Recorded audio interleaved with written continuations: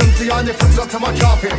Bizi heyecanlandıramıyorsa bir şeyler artık öldüremez de buna gönül vereceksin. Sarmadıysa gitmek seni tabii dönüp geleceksin. Törpülenmiş pançan koşuyorsun şekle. Ha ha.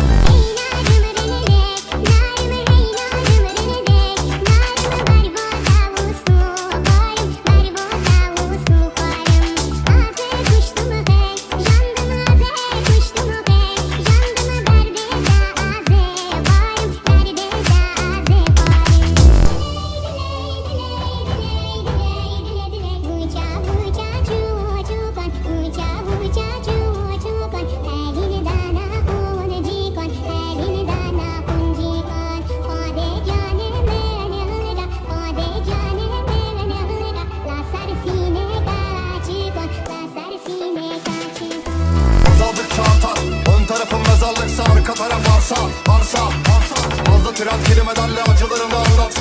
Acılarını sıva. Senden fazla şey mi bekliyorlar onlar? Ver canını 10 liraya ya da bu yere kalacaksın. Ha ha. Aynen öyle amcam. Biz bırakacağız hayatı, biz torunlara fayda.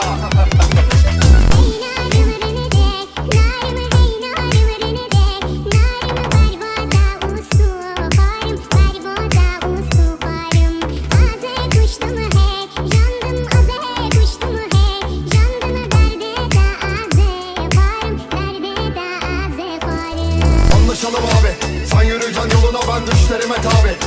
Bizim Karagöl'de Fırat kadar asi. Bu kadar sıkıntı yani fıtratıma kafi.